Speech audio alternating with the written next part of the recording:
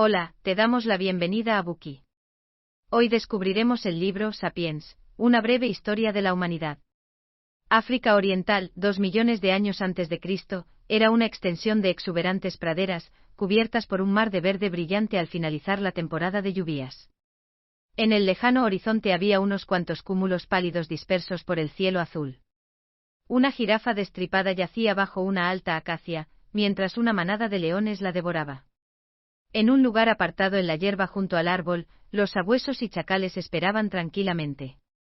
Cuando los leones abandonaron la zona, los sabuesos y chacales se abalanzaron y se dieron un festín con la jirafa, hasta que solo quedó un esqueleto, y luego se marcharon satisfechos. En ese momento otro grupo de criaturas, muy parecidas a los humanos y algo parecidas a los chimpancés, surgió de los arbustos unos metros más adelante. Este grupo de criaturas tenían brazos y piernas, pero caminaban erguidos. Después de rodear cuidadosamente el esqueleto de la jirafa y de observar su entorno, las criaturas cincelaron los huesos de la jirafa con varias piedras afiladas y extrajeron el único tejido comestible que quedaba, la médula. La superficie de la Luna, 1969. Llanuras y mesetas compuestas de plagioclasa y basalto estaban salpicadas de cráteres de meteoritos de brecha.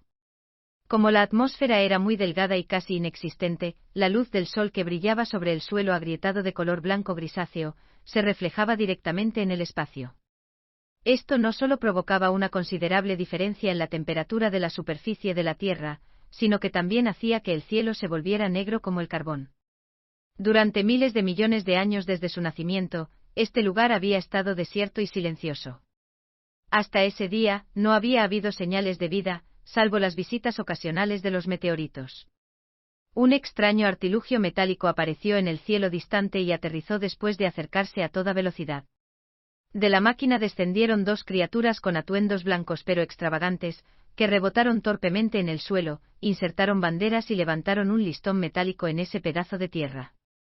Luego uno de ellos dejó una huella en el suelo y dijo: un pequeño paso para el hombre, un gran salto para la humanidad. A estas alturas deberíamos tener claro que ambas historias nos hablan acerca de nuestra evolución, como seres humanos. Hasta no tanto éramos seres débiles en la pradera que vivíamos una vida llena de miedo y ansiedad, alimentándonos de carnes crudas y sangrientas. Sin embargo, en poco tiempo creamos una colosal civilización global. ¿Qué fuerza nos llevó al poder como especie, donde se originó la humanidad, y cómo surgieron las civilizaciones, cómo conseguimos distinguirnos de muchas otras especies y saltar a la cima de la cadena alimentaria de este planeta? ¿Cuántos misterios más hay en la historia de la humanidad? En el libro de hoy Sapiens, una breve historia de la humanidad, aclararemos estas dudas y exploraremos las interrogantes esenciales de la historia y la sociedad de hoy en día. El autor de este libro es Yuval Harari. Nacido en Israel, Harari es profesor de historia en la Universidad Hebrea de Jerusalén. Es un historiador de renombre mundial y una estrella emergente en el campo de la historia. Sus áreas de interés abarcan la historia, la antropología, la ecología, la genética y otras disciplinas académicas. Desde un punto de vista macroscópico en sus investigaciones, suele aportar perspectivas que no solo son innovadoras, sino que incitan a la reflexión. De ahí que sus obras sean muy apreciadas por lectores de todos los ámbitos. Ya hemos hablado de sus exitosos libros, 21 lecciones para el siglo XXI y Homo Deus, una breve historia del mañana. El libro Sapiens, una breve historia de la humanidad, del que vamos a hablar hoy, se convirtió en un éxito internacional una vez que fue publicado. Es una obra fenomenal y única que se ha hecho popular en todo el mundo. A continuación descubriremos el libro a través de 4 partes. Primera parte, la revolución cognitiva. Segunda parte, la revolución agrícola. Tercera parte, la unificación de la humanidad. Cuarta parte, la revolución científica. Primera parte, la revolución cognitiva. Desde tu punto de vista, ¿de dónde surgió la humanidad? Fue creada por Dios. Quienes estén familiarizados con la teoría de la evolución sabrán, naturalmente, que el ser humano es una especie ordinaria de los animales. No somos seres especiales muy distintos o independientes de todas las demás criaturas del planeta. Somos simplemente la especie más resaltante entre miles de otras.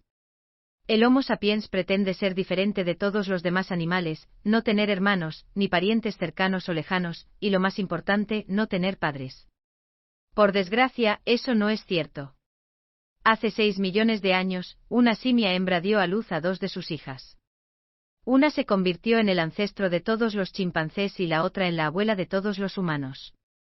Hace unos 2,5 millones de años, los australopitecos evolucionaron hasta convertirse en animales muy parecidos a los humanos, que no tenían nada de especial en comparación con otras criaturas de su hábitat. Además, no tuvieron más impacto en el medio ambiente que los gorilas, las luciérnagas y las medusas. Volvamos al este de África hace 2 millones de años, donde algunos de estos humanos arcaicos abandonaron su tierra natal, para ir a buscar comida más lejos, y dejaron sus huellas en vastas zonas del norte de África, Europa y Asia. En el oeste de Yurache se convirtieron en los voluminosos y musculosos neandertales, en las regiones orientales de Asia, pasaron a ser la especie humana más longeva, el Homo erectus, en las islas tropicales de Indonesia, aparecieron los enanos Homo floresiensis, en Siberia, surgieron los denisovanos, y en el este de África, hicieron su aparición, uno tras otro, el Homo rudolfensis, el Homo ergaster así como otras especies, y por supuesto nosotros, el Homo sapiens. Sí, la humanidad fue creada naturalmente de esta manera. Ahora bien, puede que te preguntes, ¿entonces hay muchas especies humanas viviendo en la Tierra en este momento? Bueno, eso podría haber sido así en el pasado, ya que en esa época teníamos muchos hermanos y hermanas viviendo juntos. Sin embargo, hace unos 10.000 años, el Homo sapiens era la única especie que existía en el planeta. Hoy, cuando mencionamos la palabra humanos, nos referimos explícitamente al Homo sapiens, es decir, a todos los que residimos actualmente en la Tierra. Así que, en cierto modo, es comprensible que estemos acostumbrados a vernos como seres únicos en el mundo. Al fin y al cabo, ya estamos acostumbrados a ser los únicos humanos. Sin embargo, si además del Homo sapiens existieran otras especies humanas viviendo con nosotros, ¿cómo sería el mundo? Habría dicho la Biblia que los neandertales tienen alma al igual que el Homo sapiens, habría tratado el Corán al Homo rudolfensis por igual, reservándoles asientos en el cielo. Habría predicado Confucio que también deberíamos tratar a los denisovanos con benevolencia y cortesía, habría prestado el Homo ergaster servicios en las legiones romanas, se habría convertido el Homo erectus en funcionario de la corte imperial de China. La Declaración de Independencia de Estados Unidos habría considerado una verdad evidente, que todos los miembros del género Homo son creados por igual, habría instado Karl Marx a los trabajadores de todas las especies a unirse. En los últimos 10.000 años, el Homo sapiens se ha acostumbrado a ser la única especie humana. Los habitantes de esta especie se consideran el epítome de la creación, porque son totalmente diferentes del resto del reino animal, por lo que cuando Charles Darwin señaló que el Homo sapiens era una especie animal más, las personas se indignaron. Incluso hoy, muchos se niegan a creerlo. Si los neandertales hubieran sobrevivido, seguiríamos creyendo que somos una criatura distinta. Por desgracia, no podemos demostrarlo, y todos nuestros hermanos desaparecieron de la historia hace mucho tiempo. Pero como desaparecieron, ¿cómo es que solo queda un descendiente del que fuera una próspera familia humana? ¿A qué lugar de la Tierra se fueron las demás especies humanas? La respuesta podría ser el secreto más oscuro del Homo sapiens. Con un poco de razonamiento, se puede adivinar que el surgimiento del Homo sapiens y la competencia van inevitablemente de la mano. La deducción más probable en este momento es que todos han sido eliminados por el Homo sapiens. Una interpretación razonable es que hace 70.000 años, los Homo sapiens de África Oriental se expandieron hacia la península arábiga y recorrieron todo el continente euroasiático. Por supuesto, también llegaron a la tierra natal donde los neandertales habían vivido durante cientos de miles de años. Los avances tecnológicos, las excelentes aptitudes sociales y la superioridad de las habilidades de caza y recolección contribuyeron al fuerte crecimiento de la población de Homo sapiens. En cambio, los neandertales vivían en una situación crítica y les resultaba mucho más difícil subsistir. De ahí que su población disminuyera y se extinguiera. Pero existe también otra posibilidad, debido a la creciente competencia por los recursos, acabaron surgiendo conflictos violentos o incluso genocidios. Después de todo, la tolerancia nunca ha sido una característica de los sapiens. Si echamos un vistazo a la historia antigua, moderna y contemporánea, podemos encontrar muchas masacres y genocidios, que se han llevado a cabo por pequeñas diferencias en el color de la piel, los dialectos y las religiones. Pero estamos hablando de dos especies realmente diferentes en el sentido biológico, así que, ¿cómo podemos esperar que nuestros antepasados sean tolerantes? Cualquiera de las dos hipótesis puede ser cierta. En definitiva, cada vez que el Homo sapiens llegaba a un nuevo territorio, el grupo local de humanos era rápidamente eliminado. Por ejemplo, el Homo soloensis desapareció hace unos 50.000 años, los denisovanos no tardaron en sumarse al olvido, los neandertales se retiraron de la historia hace unos 30.000 años, el Homo floresiensis desapareció para siempre hace 12.000 años.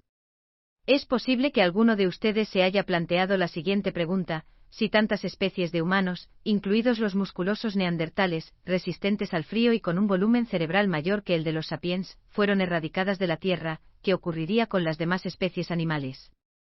Efectivamente, la catástrofe acababa de empezar para la biosfera. La humanidad no descendió del arca de Noé después del diluvio. Nosotros mismos trajimos el diluvio, fue el diluvio humano el que destruyó el mundo. Primero devastamos Asia, África y Europa, para luego dirigirnos a Oceanía hace 45.000 años. Este lugar estaba lleno de wombats, leones marsupiales y diprotodontes de media tonelada, que disfrutaban de una vida confortable. Miles de años después de las 24 especies de animales que pesaban más de 50 kilos en Oceanía, 23 se extinguieron. En toda Australia, más del 90% de la megafauna desapareció para siempre de la historia. Hace unos 16.000 años, volvimos a cruzar el norte de Siberia hacia América. Este lugar estaba lleno de gatos con dientes de sable, camellos nativos americanos y grandes leones, por no hablar de perezosos terrestres gigantes, que alcanzaban alturas de hasta 6 metros y pesaban hasta 8 toneladas, además de una variedad de reptiles y aves desconocidas. Al cabo de 2 milenios, 34 de los 47 tipos de grandes mamíferos habían desaparecido de América del Norte, y 50 de los 60 tipos habían desaparecido de América del Sur. Hace 3.000 años, en la isla de Wrangel, en el Océano Ártico, una cría de mamut abrió los ojos a altas horas de la madrugada. No sabía que esta familia de mamuts de la región nevada y helada sería la última de su especie en este rincón del planeta. Pronto un misterioso objeto se acercó a la orilla con extrañas criaturas de pie sobre él. Estas criaturas vestidas de piel se levantaron y apuntaron con sus largos y afilados palos a las patas del joven elefante. Poco sabía la cría que estas horribles criaturas iban a hacer algo que el calentamiento global no había logrado durante varios milenios. Así se originó el surgimiento de la humanidad. Este proceso fue realmente lamentable, pero no debemos juzgar a nuestros antepasados tan severamente, porque tal calamidad no involucraba ningún juicio moral, sino simplemente el repentino nacimiento de una poderosa fuerza que había tomado al ecosistema por sorpresa, e incluso había cogido a los humanos con la guardia baja. ¿Qué significó esto? Durante millones de años, los humanos se mantuvieron en el medio de la cadena alimentaria. Cazaban pequeños animales, recolectaban frutos y ocasionalmente se alimentaban de otros grandes carnívoros. Sin embargo, hace decenas de miles de años, el Homo sapiens surgió inesperadamente y saltó a la cima de la cadena alimentaria. Ese salto desde la mitad hasta la cima les habría costado a otras especies animales millones de años.